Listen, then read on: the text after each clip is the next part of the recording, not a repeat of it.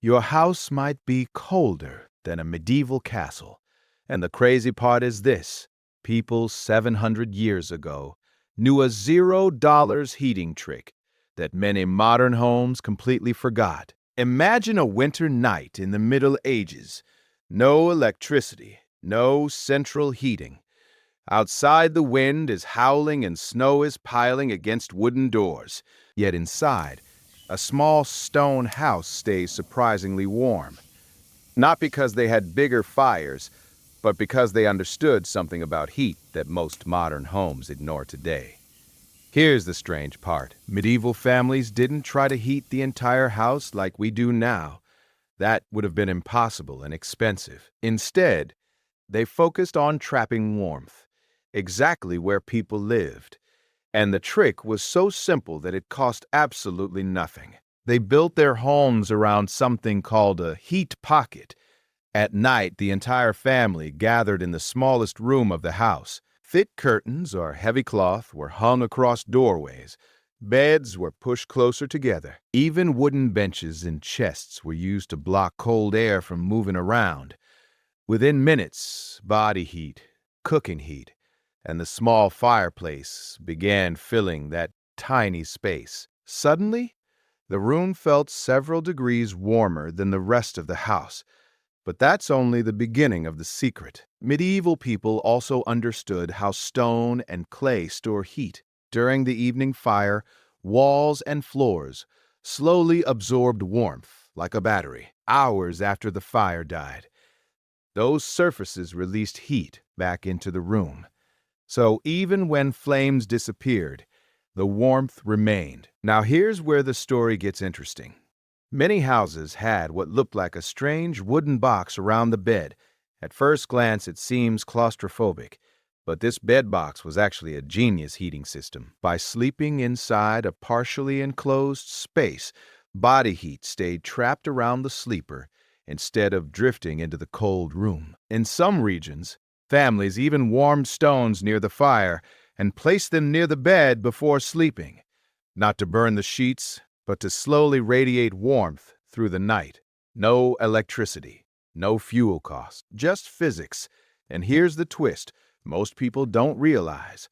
Modern houses are often less efficient in winter than medieval homes in one specific way. We heat huge, empty spaces. Hallways, staircases, spare rooms, areas nobody even uses at night. Heat rises, spreads, escapes, and suddenly the heating bill explodes. Medieval people would think this was completely insane. Instead, they concentrated warmth exactly where life happened: cooking, sitting, sleeping. The result? Less fuel burned and more warmth felt. And there's another forgotten trick that sounds almost too simple. Medieval homes used layers instead of power. Rugs on floors, tapestries on walls, curtains around beds. Every layer slowed heat loss just a little bit. Alone, each layer did almost nothing. But together, they turned a freezing stone building into a surprisingly livable winter shelter. It wasn't luxury, it was survival engineering. But here's the real reason this $0 heating method matters today. Energy prices are rising everywhere. People keep searching for expensive smart thermostats, insulation upgrades, or high-tech heating systems. Yet the core principle medieval families used is still one of the most powerful ways to stay warm. Control the space, not the temperature. Make the warm areas smaller. Trap the heat where people actually are. Suddenly, the same warmth feels stronger. And the wild part? Some modern architects are quietly rediscovering these ideas. Snug rooms, thermal curtains, compact living spaces. Concepts that sound new, but are actually centuries old. The Middle Ages didn't have central heating, but they did understand heat itself. So the next time you turn up the thermostat and still feel cold, remember this strange medieval secret. Warmth was never just about fire. It was about where the heat stayed. And that forgotten idea might be the cheapest heating trick your home has never tried. Think the medieval heating trick ends with smaller rooms and thick curtains. Not even close. The deeper you look, the more surprising their methods become. Because medieval families didn't just trap heat, they designed their entire daily routine around it. Imagine waking up on a freezing winter morning hundreds of years ago. The fire from the night before is gone. The air is cold enough to see your breath. But instead of rushing to burn more wood immediately, people did something smarter. They reused the hidden heat already inside the house. The kitchen was always the warmest place. Why? Because cooking fires burned for hours every day. Bread ovens, iron pots, simmering stews, all of it created massive amounts of heat.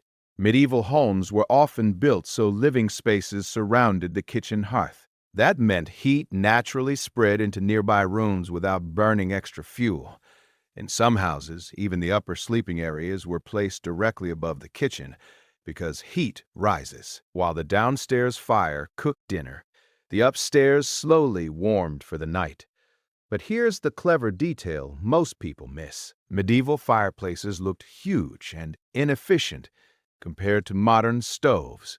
Yet inside the walls, some homes had narrow channels that guided hot smoke through stone before it escaped outside. As the smoke traveled, the stone absorbed heat like a giant thermal battery. By the time the smoke finally left the chimney, much of it soughed. Warmth had already been captured by the building itself. Hours later, those warm stones quietly released heat back into the rooms. No extra wood, no extra effort, just smart design. And then there were the animals. Yes, animals were part of the heating system. In colder regions of Europe, livestock such as goats, sheep, or even cows were kept in a lower section of the house during winter nights. It sounds strange today, but animals produce a surprising amount of body heat.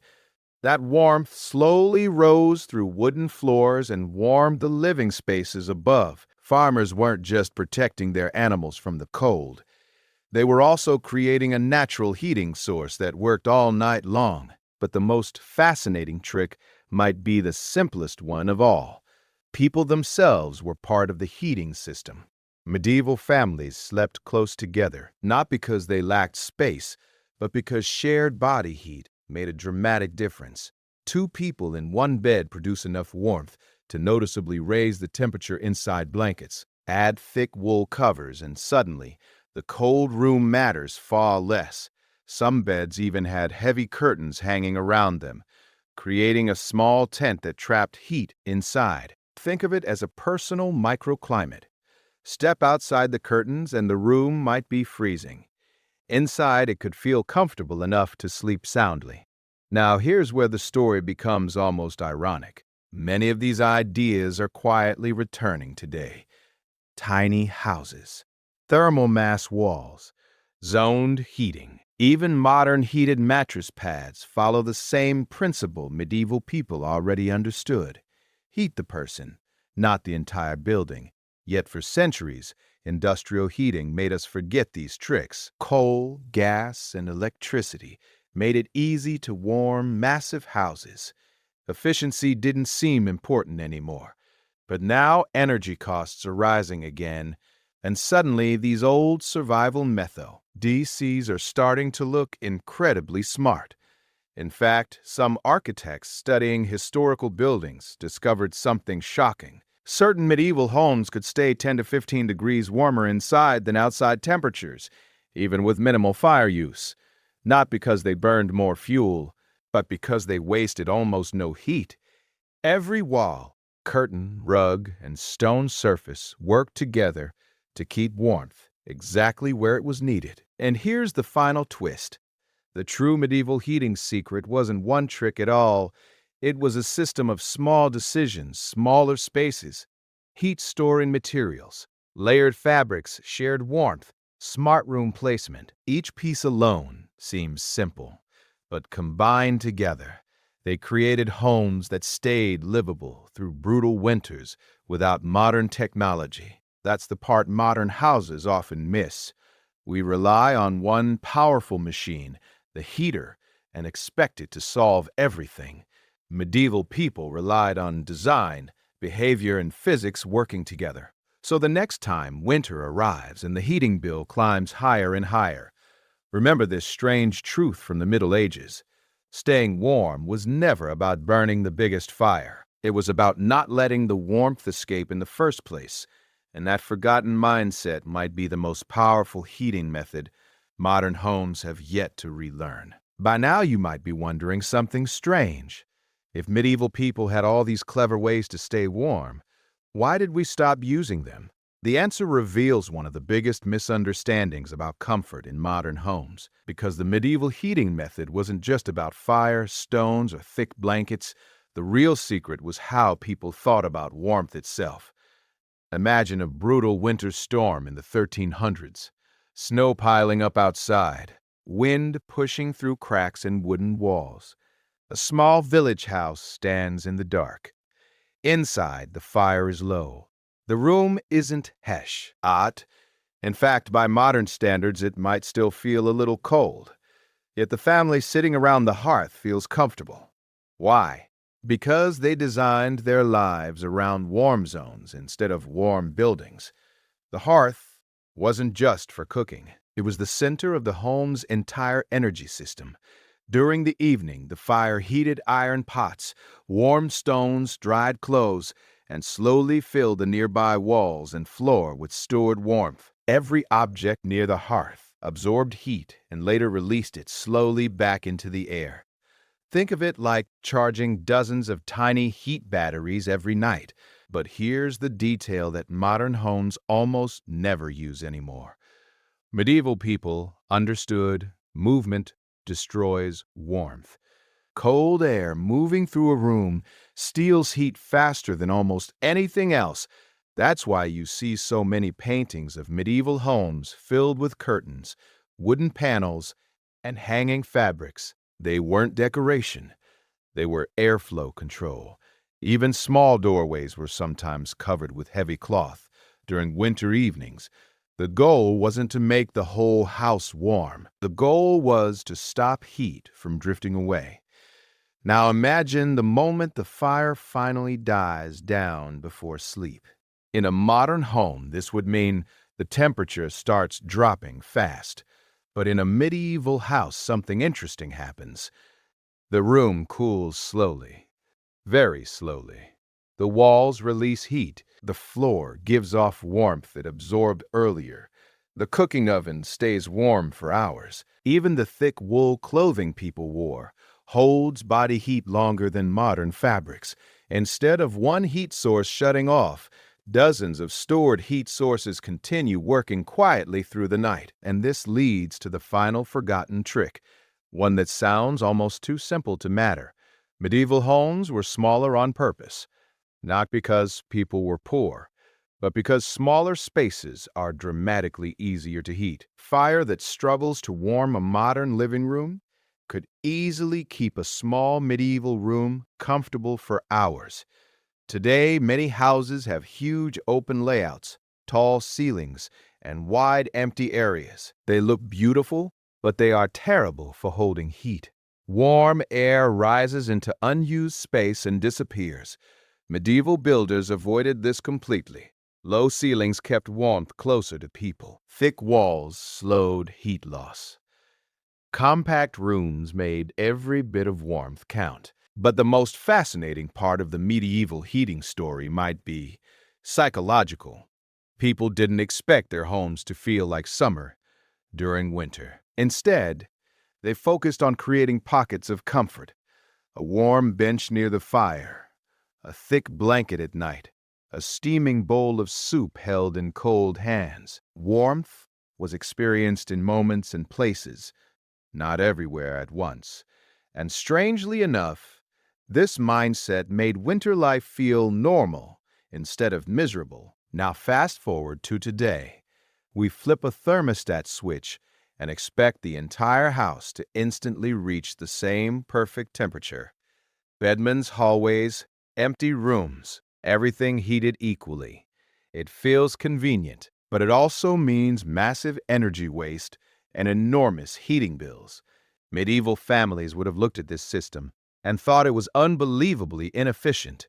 So here's the powerful reveal, hidden in this 700-year-old survival method. The secret wasn't better firewood. It wasn't bigger fireplaces. It wasn't expensive technology. The real secret was respecting how heat actually behaves. Heat rises. Heat escapes through air movement. Heat can be stored in stone, fabric, and water. Heat becomes powerful when it's concentrated instead of spread everywhere. Medieval homes were built around these simple truths. Modern houses often ignore them completely. And that's why a simple $0 idea from centuries ago can still change how we stay warm today. Not by replacing modern heating, but by using heat more intelligently. Smaller warm zones, layered materials, trapped air, stored warmth. These ideas cost almost nothing, yet they can dramatically change how a home feels in winter. So the next time cold weather arrives and the heating bill climbs again, remember the lesson medieval families understood better than we do today. The warmest homes aren't the ones with the biggest heaters. They're the ones that know how to keep heat from escaping at all. And that forgotten wisdom might be the oldest and smartest heating method the modern world has yet to rediscover.